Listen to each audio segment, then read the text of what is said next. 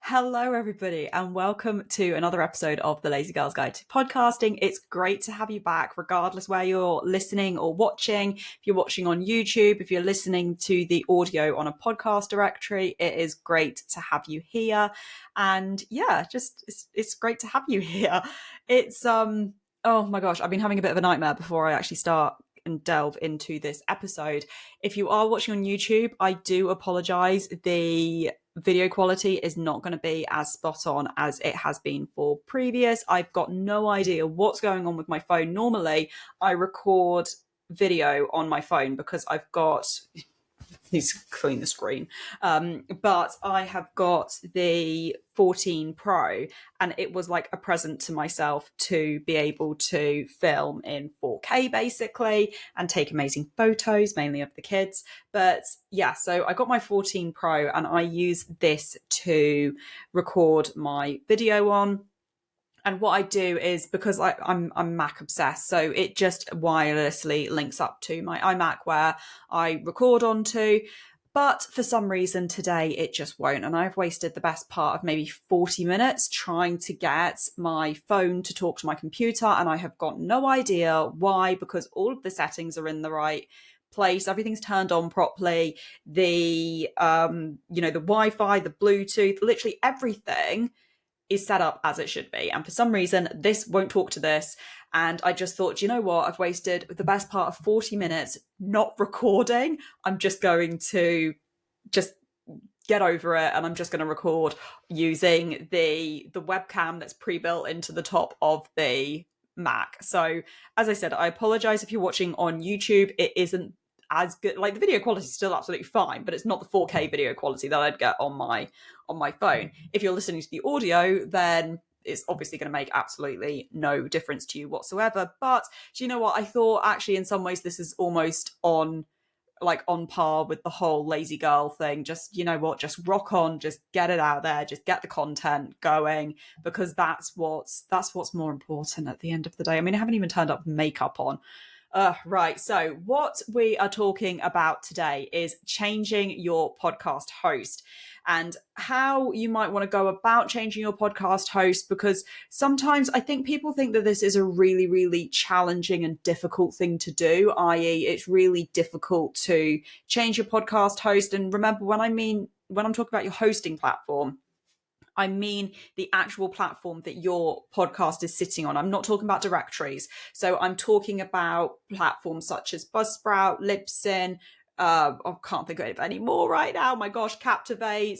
I'm not talking about Apple Podcasts. I'm not talking about Spotify. I'm not talking about Good Pods, because those are directories where people go to listen.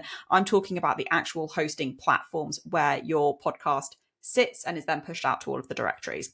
And I think sometimes people think that it's kind of one and done. Once you've signed up to a podcast hosting platform, that is it, and you have to stick with them forever. And actually, it couldn't be further from the truth. And if you did want to switch podcast hosting platform, then within this episode today, I'm going to go through some different pointers of things you might be wanting to look out for before you do go through that process of switching your podcast hosting platform. And know as well that this is coming from complete experience. I have switched my podcast hosting platform several times. I started both of my podcasts on Buzzsprout. I love Buzzsprout. You have heard me talk about Buzzsprout several million times at this stage on the podcast. And if you read over on the blog, I recommend Buzzsprout a lot. It is a fantastic, fantastic platform. However, neither of my podcasts are now hosted with Buzzsprout. And that's nothing negative. That's nothing against Buzzsprout. I moved over to Spotify for podcasters. And the reason for that is because I'm not monetizing the Confident CEO podcast. I have got no intent to monetize it. So to me, it just didn't make an awful lot of sense paying out the $12 per month to pay for Buzzsprout when I could host it on Spotify for podcasters for free. And Spotify for podcasters, if you don't know, that's the new name that they've given to Anchor. Anchor has become Spotify for podcasters now. So yes, $12 per month is not an awful lot of money. I think it's like £10 when you do the conversion. However, as I said, because I've got no plans to monetize the Confident CEO podcast, to me, it just didn't make sense to be paying out the money if I wasn't going to be getting money in for that podcast. And also, it's on a little bit of a break right now. I've got a lot of plans to come back to that, to kind of launch with a season 2. But at the moment, I'm just on a little bit of a hiatus for the Confident CEO podcast. So again, I just didn't see the point in kind of spending the money at this particular time, but that is a completely personal decision. Now, for the Lazy Girl's Guide to Podcasting, I again was on Buzzsprout, but that has got a very different route and focus than the Confident CEO podcast. And I've talked about this previously on this podcast, but the Lazy Girl's Guide to Podcasting is much more going down a monetization route with it in various different ways. So what I did initially was I moved my podcast, or that podcast, across to Captivate FM.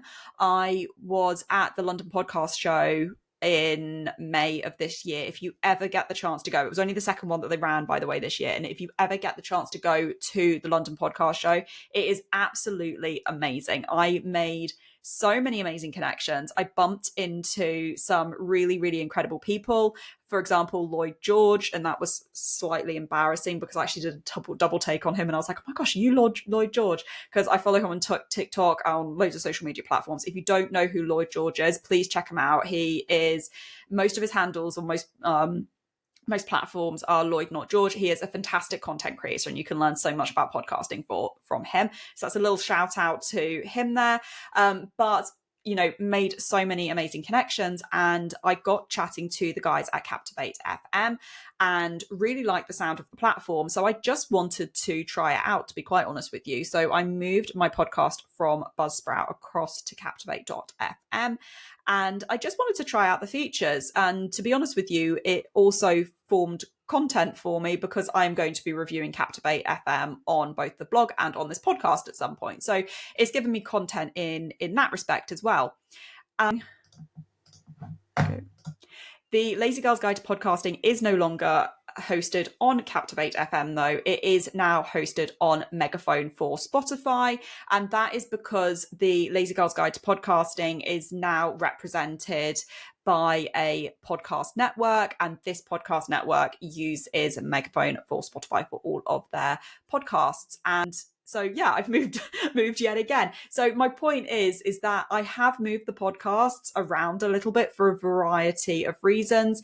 Each platform does have its pros and cons. I'm not going to go through the pros and cons to all of the different platforms in this episode. That would make it incredibly long. But if you do want to know my opinions and, the pros and cons of those different podcast hosting platforms, then do let me know either in the comments if you are watching on YouTube, or contact me at VeritySongon on pretty much any social media that I can think of at this stage, primarily Twitter and Instagram. Those are where I hang out the most. And I've also got at Lazy Girl Pod on TikTok, which I've only just started this week and loving it so far. So do make sure you check us out if you are on TikTok as well.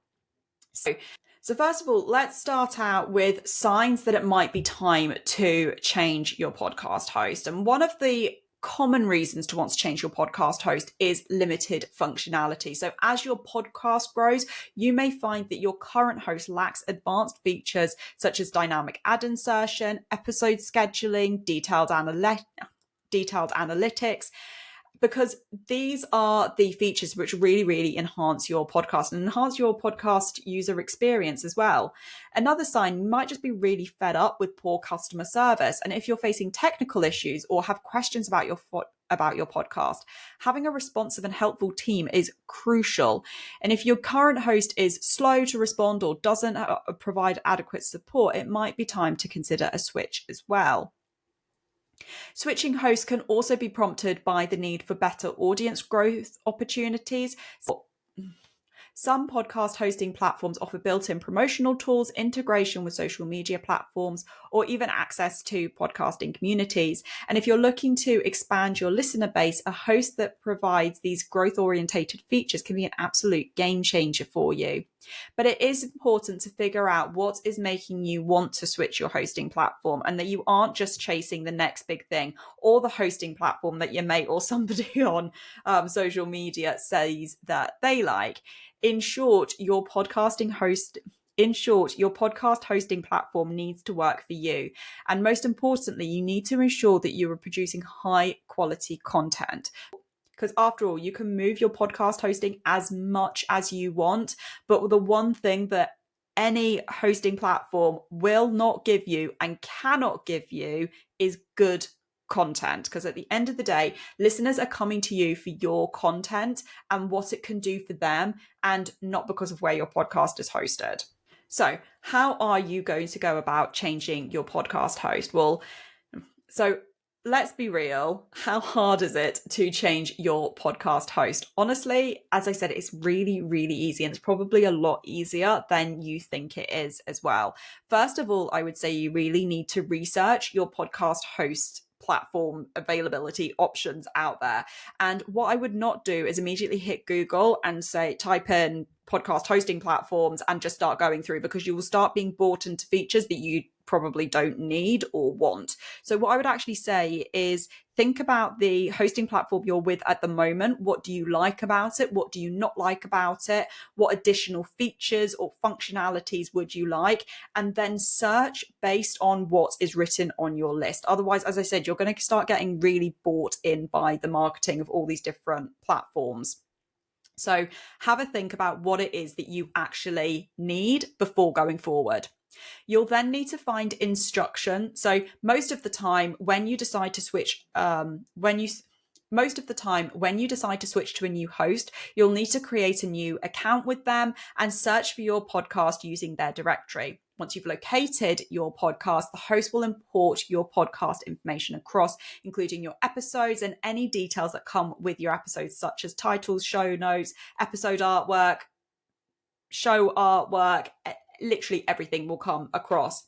You'll then need to find instructions from your current podcast host to transfer the RSS feed across and put in a 301 redirect. If that is panicking you, don't, because as I said, it's really, really simple. The new host will provide you with a new RSS feed, and just think of this like a web link, and you will need to copy and paste that into a box as instructed by your current hosting platform. Every single hosting platform that I have moved from to date has got a box where you literally just put in the new RSS feed and then hit whatever the button says, such as next or go or move my podcast, whatever it says. This step is absolutely crucial because it tells podcast directories where to look for your episodes currently and also future content that you publish on your podcast. Most hosting platforms will provide step-by-step instructions on how to import your podcast and even offer some kind of migration assistance. In fact, all of them that I have used to date, so many of them, it's literally 1 or 2 button clicks. It's so super easy. But I would still say follow the instructions really carefully. And if you encounter any issues, reach out to support, because what you don't want to do is basically muck up the back catalogue of your podcast. Once you've successfully migrated your podcast, it's crucial to test everything out. Make sure that your episodes are playing correctly, that your RSS feed is working as expected, and just randomly click on episodes. Make sure they're the episodes you expect. Are your show notes coming up? Is your podcast artwork come across properly? Bear in mind, though, that it can take a couple of days to switch everything across properly. So therefore, I'd highly recommend not releasing any new episodes for a good couple of days after you switch your podcast hosts over, just in case there's any issues and your listeners don't get the latest episode on time. However, on saying that, I've never had the process of switching podcast hosts take longer than a few hours, but maybe I just got lucky. I don't know. When it comes to choosing a new podcast host, here are some different aspects, features that you might want to look for. First of all, functionality. What are their features that they provide you around episode scheduling, analytics, monetization, and promotional tools? What's the price? Consider your budget. This is really important. I've already said to you that I moved across from Buzzsprout because I didn't want to be paying something that I wasn't being paid to do. So, but pricing is an important factor there.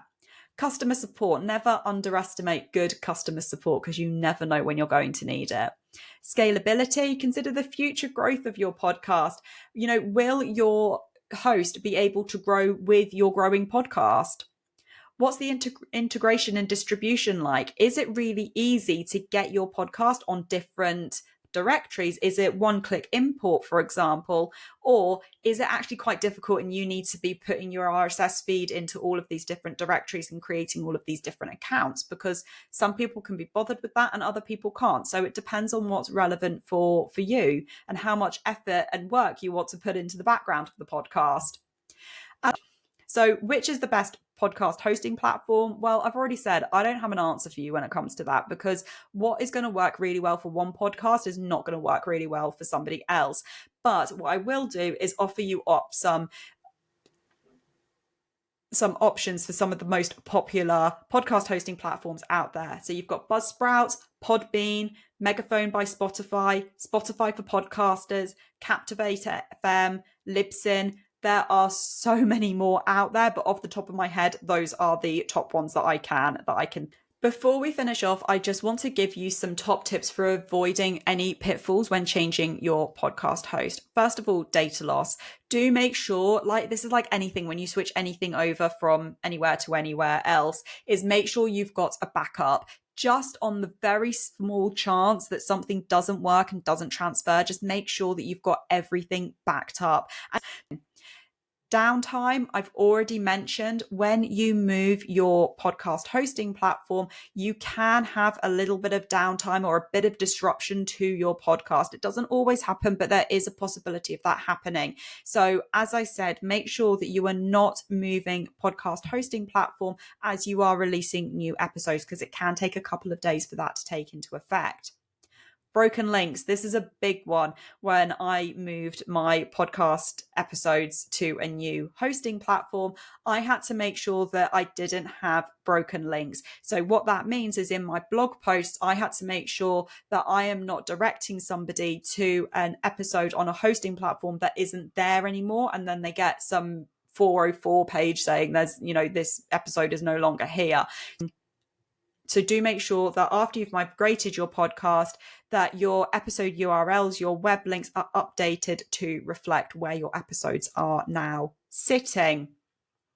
Remembering as well that broken links can negatively impact your podcast discoverability and listener experience as well. Now, don't worry about moving your links to things like Apple Podcasts, Spotify, and all of the directories. Those links will stay the same. What I'm talking about is if you have got links, say, for example, I was set up on Buzzsprout and I was sending people to my Buzzsprout website, they won't be able to get to that Buzzsprout website anymore once I've moved everything and I've closed that account down. So whilst I don't need to change anything that links through to Chartable, to Spotify, to Amazon Podcasts, Google Podcasts, Apple Podcasts, any of the directories, if you've got any links which are directly sending people through to your podcast hosting platform's webpage, those are the links that you need to be checking that you have got changed. So as I said, people can still get to your podcast.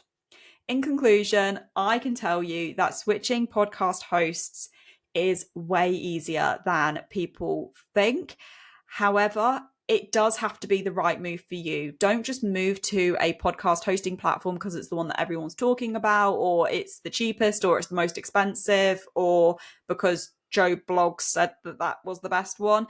As podcasters, we've all got our favorite hosting platforms and we've all got our opinions on our hosting platforms, but it's important to remember that no two podcasts are the same. So what works for one will not work for the other. And actually, I'm a great example of that. I've got two podcasts and they are both hosted on different hosting platforms. So it just depends on you, your podcast, your audience, what it is you want out of a hosting platform, and so many other things. But I hope that you have found this episode useful for if you were kind of on the fence, or you were moving podcast host and you weren't really sure how to do it, you weren't really sure if it was going to be really, really confusing. I hope this has put your mind at rest a little bit and you found this information useful. Let me know if you have switched over podcast hosting platforms. Who have you switched from and who have you switched to? Was it the right move? Do you wish you'd never done it? Did you have a horror story? Have you completely mucked up your podcast through moving it across? I would, or equally, if you had a really good experience moving your podcast to a different hosting platform like I have, I would love to hear from you as ever at VeritySongGone on Twitter and Instagram, and at LazyGirlPod over on TikTok. Don't forget, wherever you're listening to this, to subscribe, like, comment, all of that good stuff. Otherwise, thank you so much for tuning into a much longer episode than I normally do for the Lazy Girl's Guide to Podcasting, but there was a lot of information that I wanted to get into this episode, and I didn't want to do you a disservice through not putting it all in. So, as ever, thank you so much for spending time with me, and I will see you next episode.